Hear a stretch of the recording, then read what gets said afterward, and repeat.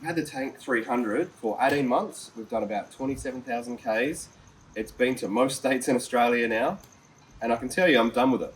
I'll give you a review of the car and what I've liked and disliked about it, and I'll tell you why I'm done with it too. I don't know if you've been watching the build of this car on YouTube when we first got it, but the front was a little bit ugly.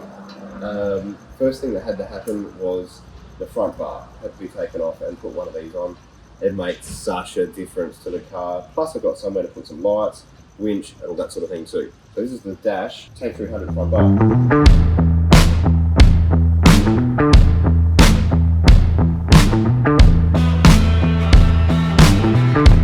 Have you ever seen a Tank 300 running methods?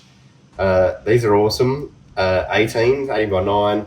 We did a plus 18 offset on them and wrapped them in 295 Yokohamas, and it turned the car into a weapon. Plus, how good does it look? With bigger wheels on there, we had to take to this place, Dobinson's, to get the suspension done. Like, going back 18 months ago, there wasn't a kit that exists. These guys were freaking legends and built a kit for the Tank 300 to take to the Sydney Full Drive Show, and I've been testing it ever since, and I must say, it is top notch. I reckon it's probably, I'll get in trouble for saying this, it's probably the most capable four-wheel drive I own. It's amazing, and the suspension is fantastic. Right, I want to point out this bit down here, this blue bit, that's the upper control arms. It helps with the geometry when you lift it. It really wasn't essential, but what I found with the Tanks, it's got this lane keep assist thing that always wants to pull the wheel into the centre. When I fixed the caster, it helped with that. It wasn't jerking the wheel out of my hand so often. So probably not a bad idea.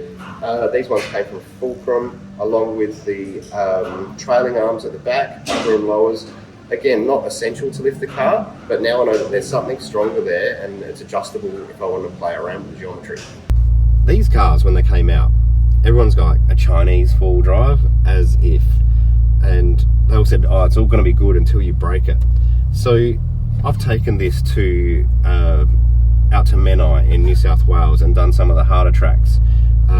The beach track, if you know that, you can go back and find the video if you want.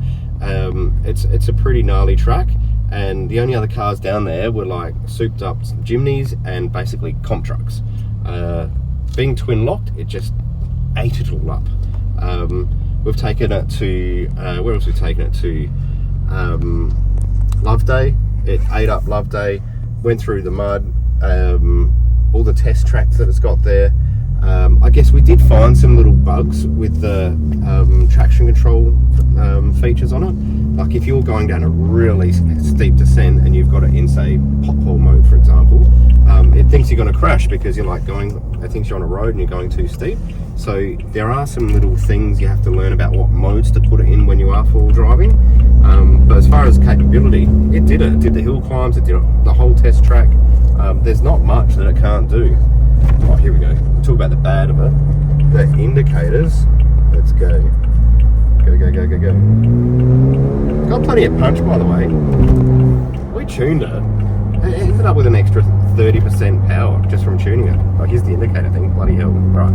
It's got a half click and then a full click. And if you go the wrong way, you've got to bring it back the other way with a half click. Otherwise, you'll probably go insane. Talking about the trips, I will go to Mundaring Powerlines in Perth. Like I said, it's been around a bit, and it ate up the tracks over there. All my patrol friends over there came out with me, and we can easily say it's as capable as a Y62 Patrol, without a doubt. So as I said, I've been to a few places. The Melbourne 4x4 DNA launch opening. So I've put some bum in seat time in this car. It's pretty comfortable, air-cooled seats, because I've done most of this in the hotter months. I've enjoyed. The massage seats are a bit of a gimmick, but it's good to tell people, when you pull up in a car park and people are like, what is this? And I've got their AMG or something, and they're like, well, has it got anything good in it? I'm like, heated, cooled seats. I'll talk about all the tech that's in it. And he's like, oh yeah, mine's got all that as well. Massage seats. And the guy in the AMG, it was a little bit of an old one, he's like, shuts up really quick. But for the price of these cars, the amount of tech in them is incredible. I'm just so impressed. long drives. So I've done plenty of like 1,000k a day drives in it, and it's not as comfortable as the Patrol. Patrol wins that hands down. It's still very comfortable, but you know, Patrol's like a lounge chair, so I guess it's probably, I shouldn't be comparing, but that's just my other car. There is no shortage of buttons, like there's heaps. Of course, you know what the high and lows do, all the different traction controls. I've got another whole video on that, but out of all these buttons around the outside, the ones I use and don't use, this one absolutely, because when you start driving off out of your driveway and you want the maps to come up and it's showing cameras, you press that quickly and it fixes it. This one I don't think I've ever used. I think that's expert mode or something. Handbrake, auto on off, like so you stop at the lights and it turns it off. I don't know, don't use that one really anyway. Diff locks, absolutely use both of them. The like cruise control, like out of a Land Cruiser, I haven't used that, and I think it's another superfluous feature that Land Cruiser has to make it look like a better four-wheel drive, and Tank just copied every button that's on any four-wheel drive that's ever existed. Downhill descent, that works okay, but I don't use it very often. And the traction, oh no, what is it? I can't even remember what this button is. Let's press it. Oh, it doesn't know what button it is. Alright, they can't be that important. I've talked about this in other videos, but the amount of tech is incredible, and it's all customizable. Like if you want to like customize what a button on the steering wheel does, you can do it up here. Wireless charging for your phone, every car should have that these days. There's so many things that you can do. I guess it was overwhelming when I first got it. Now I've set it up the way I want it, and it's brilliant, and I just leave it like this. Let's talk about the snorkel. This ended up being a bit of a one of a kind. We got BR Customs to make it. It was going to be a Dash product made here in Goolwa, South Australia. Didn't end up happening for whatever reason, but it like finishes the car off in looks, and it sounds amazing. We ended up taking off the little tube that goes between the manifold, so you get that sort of blow-off valve sound in between, and you can hear it coming out of here, and same with the exhaust. Like, it sounds like it's going to suck a bird out of the tree. I should talk about the exhaust, so we did that at the same time. So that's the Calibre dash exhaust with cat deletes. This is so fun.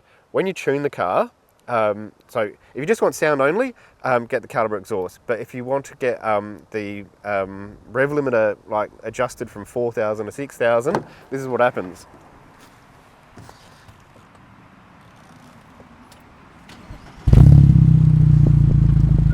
So a nice little purr on startup, that's good. I don't know if you can hear that induction noise. The crackle tune. This car makes me laugh every time I drive it. Like it pops and farts in between, like changing flat out between third and fourth gear. You get that AMG little burble, but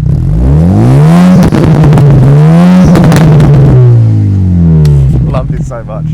It is such a fun car to drive. So I'll turn it off again. When we tuned it, we got about an extra 30% power out of it, and like they put more boost into it, and the difference was like so much. As soon as you put these big tyres on it, it slows the car down. Putting the tune back in, it's back to what it was, if not better. And like when the boost comes on, it's like a 1980s Cordia. It's like on and bang, off you go. So fun factor, this car has it all. I want to start to give away what's going on with this car now. I'm done with it. It has been the Dash promotional car, and we've kind of like finished and need to start moving on to the next vehicle. So you're going to see it up for sale very soon, and everything you see on the car is included. So we've got our Dash roof rack, even our prototype rooftop tent, that can go with it as well. We didn't end up like going ahead with that, and half the products we do, for whatever reason, don't end up actually making it to market.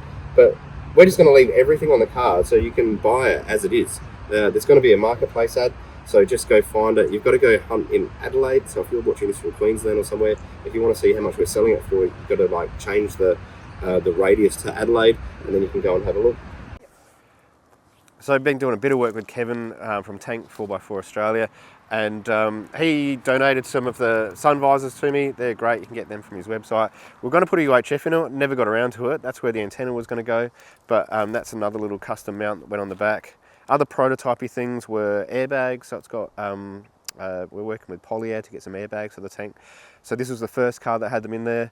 And because we're doing a bit of towing, we did put the factory tow bar on there too. So they're all like the inclusions with the car. The niggly bits, I'll show you one niggly bit that I don't like about this car. It's the rear door. Like when you shut it, like it doesn't shut properly. Like you've got to have conviction when you shut it. That catches me out all the time. You go, I don't know, when we got the car detailed, you go to jump in the car, drive off from the detailer, oh, the light's on at the back because they didn't shut the back door properly. So little things like that.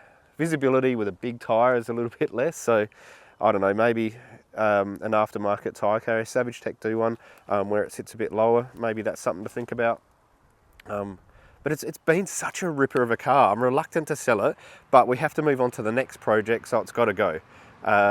Any questions you've got about, we're going to put the advert up on Facebook Marketplace, well, for starters anyway, and you can send me a message through there and we can talk about, you know, anything you want to know about this car, or if you want it to be yours, because I'm going to miss it. I'm going to really miss this car.